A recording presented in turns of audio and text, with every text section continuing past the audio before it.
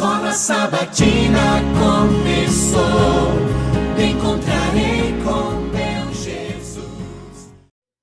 Olá, irmãos, tudo bem com vocês? Vamos então para a última lição da Escola Sabatina desse trimestre, né? Acabou então esse trimestre, o grande conflito, e nós vamos começar o próximo trimestre já com o livro de Marcos, né? Vai ser muito interessante estudar sobre o Evangelho de Marcos também. Mas vamos lá para a última lição, a lição 13, que diz assim: o triunfo do amor de Deus.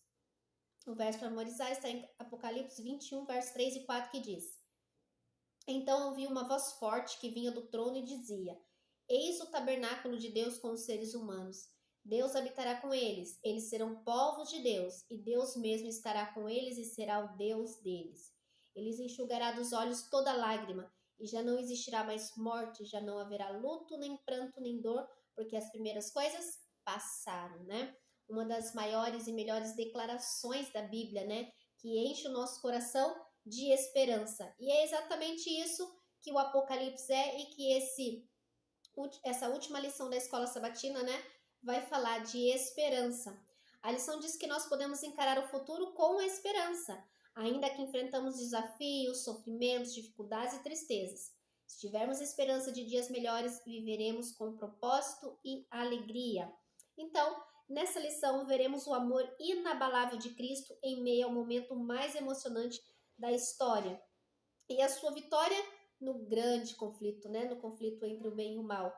O Apocalipse nos dá esperança hoje, amanhã e para sempre. E glória a Deus por isso, porque o Apocalipse nos mostra uma eternidade, uma vida muito melhor do que essa que nós vivemos. Então vamos lá, domingo, esperando no tempo de angústia, né? A Bíblia ela fala desse tempo de angústia. Diz assim que no fim do tempo da graça para o ser humano será seguido por um tempo de angústia, como nunca houve desde que existem nações até aquele tempo. Apocalipse 16 descreve as 7 últimas pragas que serão derramadas sobre o mundo, né? Sobre os ímpios. Mas assim como aconteceu no caso das pragas no Egito, os fiéis serão protegidos, né? Temos uma promessa, lá em Daniel diz assim: naquele tempo o povo de Deus será salvo, todo aquele que for achado inscrito no livro. Então, qual é a maneira de não sofrer com as pragas que serão derramadas, né, para os ímpios? Estar com o nosso nome escrito no livro da vida, né? Se permanecermos fiéis a Jesus, nossos nomes não serão apagados do livro da vida.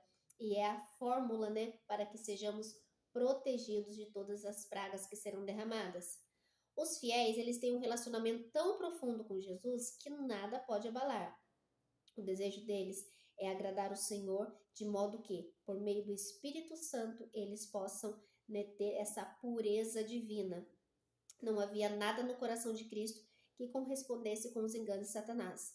Podemos refletir esse aspecto do seu caráter também, através da nossa fidelidade com o nosso Deus. Algumas pessoas que elas têm compreendido de forma errada a ideia de passar pelo tempo de angústia sem um mediador. Jesus ele cessará sua mediação no santuário, né, do céu, quando todos já tiverem tomado a sua decisão a favor ou contra Jesus. Mas isso não significa que estaremos sozinhos, né, durante esse tempo, confiando em nossa própria força. Jesus nos assegurou de que estaria conosco sempre, né? Ele disse que estaria conosco até a consumação do século. Então, ele não vai nos deixar sozinho. Durante o tempo de angústia, nossa fé vai se fortalecer e nosso anseio pela eternidade aumentará, de modo que o nosso único desejo será viver com Jesus para sempre.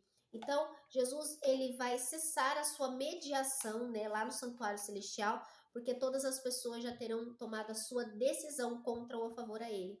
Mas isso não significa que nós estaremos sozinhos, porque Jesus continuará conosco por todos os momentos, né? É através dele e por ele que nós vamos permanecer firmes, né, com essa esperança no nosso coração durante esse tempo de angústia. Esperança do breve retorno de Jesus. Jesus disse que o coração de vocês não fique angustiado. Essas palavras garantem que ele nunca nos deixará e voltará para nos levar para casa. Esse é o nosso maior desejo, né? Este mundo não é nosso lar. Um dia melhor chegará. Uma vez a cada 25 versos, o Novo Testamento fala da volta do Senhor. Por quê? Para nos assegurar, nos dar esperança, para nos confortar e sabermos que o dia que todas as coisas ruins, né, elas vão cessar, elas vão acabar, estão próximas. Quando os dias forem escuros e as leis opressivas da união da igreja com o Estado ameaçarem a vida, a promessa da segunda vinda de Cristo encherá o nosso coração. Bendita a esperança que tem inspirado o povo fiel de Deus em todas as gerações. Então, nos momentos de maior dificuldades e escuridão e de pressão que os fiéis terão, eles terão dentro do seu coração a esperança, né, a promessa da volta de Jesus para o resgate. Os ímpios percebem as horríveis consequências do pecado, enquanto os justos aceitam, né, as maravilhosas provisões da graça. A rebelião contra Deus leva ao quê? Ao medo, à culpa, à condenação e, infelizmente, à perdição eterna. Nossa resposta à sua graça salvadora leva ao perdão, à paz e à alegria eterna. Essa é a nossa decisão. Eu quero uma perdição eterna ou uma alegria eterna. Essa é a decisão que cada um de nós devemos tomar. E Jesus nos assegura qual é a melhor decisão, não é verdade? Milênio na Terra, né? Apocalipse 19, ele termina com uma descrição dramática da volta de Jesus e da destruição dos ímpios. Mas a história não acaba aí. Apocalipse 20 nos introduz a um período que durará 1000 anos, né? Conhecido como milênio. As imagens de Apocalipse 20, verso 1 ao 3, são simbólicas. Satanás não ficará amarrado literalmente com uma corrente trancada em um abismo. A Bíblia usa essa expressão, né, dele estar acorrentado, mas isso é simbólico. Por 1000 anos ele estará confinado à terra desolada e despovoada, né, e vai estar limitado, né, pelas circunstâncias que ele mesmo criou. Então, quando Jesus voltar à terra, os justos que estiverem mortos ressuscitarão, os justos vivos serão transformados e encontrarão com o Senhor nos ares. Os ímpios mortos continuarão mortos e os ímpios vivos morrerão naquele instante. Então, Satanás estará vagando por essa terra desolada, sem nenhuma pessoa, né? E os salvos estarão nesse período de 1000 anos no céu com Jesus. Os profetas enfatizam a destruição que ocorrerá na segunda vinda de Cristo e que ninguém será deixado vivo na terra no período de 1000 anos. Satanás e seus anjos serão deixados para contemplar os estragos causados por sua rebelião. O universo inteiro reconhecerá novamente que o salário do pecado é a morte. Deus lida com o problema do pecado de um modo que ele nunca mais se levantará, e glória a Deus por isso. Deus faz isso de 3 formas. Primeiro, ele revela seu amor ilimitado, seu desejo e esforços incansáveis para salvar a humanidade. Deu a sua própria vida em favor de todo aquele que nele crê, né? Segundo, revela sua justiça, equidade e retidão. E terceiro, ele permite que o universo veja os resultados do pecado e da rebelião, né? Então vai ficar claro para todo o universo quais foram os resultados, né, dessa rebelião e mostrará qual é o verdadeiro caráter de Satanás e qual é o caráter de Deus, né? Juízo no milênio. Durante o milênio, os justos terão a oportunidade de observar em primeira mão a justiça e o amor de Deus na maneira de lidar com o pecado, né? Porque as pessoas terão muitas perguntas, por exemplo, estaremos no céu com o Senhor durante os 1000 anos e de repente você não encontra ali um ente querido, um amigo, uma pessoa que você tinha certeza que estaria no céu. Esse momento, então, Jesus dará a oportunidade de nós conhecermos, né, os registros dos livros para entendermos por que certa pessoa não estará no céu. E aí nós vamos verificar também todas as oportunidades que cada pessoa teve e infelizmente não aproveitou. Os redimidos compreenderão as poderosas tentativas divinas de salvar a todos. Perceberão novamente que os perdidos ficaram de fora do céu porque rejeitaram a Cristo. Só então, depois dos 1000 anos, Deus trará juízo final. A segunda morte, a destruição eterna sobre os perdidos. Só depois deste período de 1000 anos, só depois de passar a limpo a vida de cada pessoa e os redimidos conseguirem verificar ali que as pessoas que não estão no céu não foi porque Jesus não quis levá-las, mas porque elas não aceitaram ao Senhor. Isso é muito triste, mas ao mesmo tempo, como Deus é justo, né? Ele não precisaria nos explicar nada. Mesmo assim, ele deixa claro para todo o universo o seu amor, as incansáveis obras e tudo que ele fez para salvar a humanidade. E infelizmente algumas pessoas, muitas pessoas, não aceitarão. Por 1000 anos, Satanás não terá ninguém para enganar. Ele e seus anjos estarão sozinhos, né? Para refletir sobre as consequências do pecado. No fim do milênio, os ímpios serão ressuscitados para enfrentar o juízo e receber a recompensa final. Isso é a chamada segunda ressurreição. Então, todos os ímpios, né, mortos, eles ressuscitam ali. E, infelizmente, ainda Satanás os engana, tramando algo para adentrar a Nova Jerusalém. Mas eles serão destruídos antes disso, né? Os santos viverão e reinarão com Cristo na Nova Jerusalém durante o milênio. Então, no fim dos 1000 anos, a cidade santa descerá da terra, junto com Deus, Jesus, anjos e todos os redimidos. Todos estarão presentes para a batalha final do grande conflito. O pecado estará prestes a ser erradicado de uma vez por todas, né? É neste momento que o juízo de Deus, aquele juízo de execução, ele então passa a acontecer e todos os ímpios serão destruídos, né? Para toda a eternidade. 2 eternidades. Para solucionar definitivamente o problema do pecado, todos devem ser convencidos de que Deus é justo. Finalmente, todo joelho se dobrará e reconhecerá a justiça divina no grande conflito. Até mesmo Satanás e seus anjos reconhecerão que nunca houve justificativa para o pecado, né, para a rebelião. É triste saber que somente neste momento, né, muitas pessoas vão reconhecer, né? Mesmo reconhecendo, eles não terão desejo de mudança, né?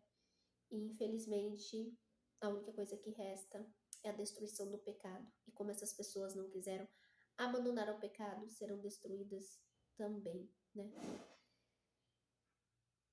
As sedutoras tentações que estimularam cedendo ao pecado, as bênçãos pervertidas, os mensageiros de Deus desprezados, as advertências rejeitadas, as ondas de misericórdias rebatidas pelo coração obstinado e impenitente. Tudo aparece como que escrito com letras de fogo. Imagina nesse momento, todas as tentativas de Deus para converter aquele coração serão passados como num telão e as pessoas rejeitando todas elas. Isso é muito triste. Todo ímpio, todo mundo ímpio está em julgamento perante o tribunal de Deus, acusado de alta traição contra o governo do céu. Não há ninguém para pleitear sua causa. Estão sem desculpa e a sentença de morte eterna é pronunciada contra eles. Satanás e seus anjos serão destruídos no lago de fogo. O pecado e os pecadores serão eliminados. Eles serão consumidos, destruídos e não atormentados eternamente. Eles serão destruídos, não tem este tormento eterno, porque Deus ele é muito misericordioso. O verso seguinte, né, de Apocalipse 20, usa a seguinte expressão: para todo o sempre, né? Em alguns contextos, a expressão para sempre não significa de forma infinitiva, mas para sempre até que algo seja totalmente concluído. Então, eles serão destruídos, queimados, até que sejam totalmente aniquilados e destruídos. Para os perdidos, a destruição é eterna. Não um ato de destruir. Deus não é um torturador eterno, né? Mas é no sentido da consequência. A consequência é para sempre, a consequência é eterna. Meus irmãos, Apocalipse deixa muito, muito claro para nós. Nós só temos 2 caminhos. ou ao lado de Deus, ou destruídos como Satanás no final. Cabe a mim e a você decidirmos hoje de que lado nós queremos estar. Mas não adianta eu disser assim, mas eu quero estar do lado de Deus, mas eu não quero obedecer os seus mandamentos. Eu não quero fazer a sua vontade. Eu não quero me entregar ao Senhor. Nós precisamos do pacote completo. Deus, ele vem buscar a sua igreja, a sua noiva, aquela que está preparada para se unir ao noivo e viver eternamente com ele. Precisamos decidir e precisamos clamar e falar desta mensagem para que todos possam decidir. Vamos orar para que as pessoas possam ser transformadas pelo poder da palavra de Deus e que elas venham a derramar o seu coração diante dele, não endurecer para que naquele dia elas venham perecer por toda a eternidade. Essa é a nossa tarefa aqui na terra. Permanecermos fiéis a Deus e trabalhar para que outras pessoas venham conhecer esta verdade.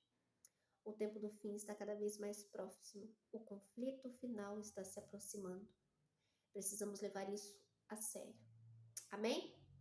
E essa foi a lição de hoje, e esse foi o nosso trimestre, né? Nosso segundo trimestre terminando muito abençoado, graças a Deus, muitos ensinamentos, e que Deus continue abençoando a mim e a você, e vamos continuar estudando e enchendo o nosso coração com a palavra de Deus. Vamos orar? Senhor amado Deus, querido eterno Pai, obrigado por mais esta lição, obrigado por nos ensinar através da Tua palavra, que o Apocalipse, ele é esperança, Senhor. E nós precisamos dessa esperança diariamente, para que quando as dificuldades elas se levantarem, nós venhamos a nos lembrar que existe um Deus que voltará para nos buscar, para vivermos uma eternidade ao seu lado. Mas também, Senhor, vimos um relato triste, né, da destruição de muitas pessoas, porque não aceitarão tudo aquilo que o Senhor fez na cruz do Calvário por elas. Nós, Senhor, desejamos falar mais da Tua palavra para convencê-los através do Espírito Santo que elas devem estar contigo. Nos usa, Senhor, para a Tua obra e que a nossa vida esteja no Teu altar, para que no momento do Seu retorno, no momento do conflito final, que possamos estar ao Teu lado por toda a eternidade. É o que eu te peço e te agradeço, em nome de Jesus. Amém. Amém? Que Deus te abençoe, continue estudando a palavra de Deus, se envolvendo em todas as programações da igreja, que Deus tem muitas bênçãos para derramar para as nossas vidas, tá bom? Deus abençoe você e até o próximo estudo, já com o novo trimestre, com a nova lição. Deus abençoe, tchau, tchau.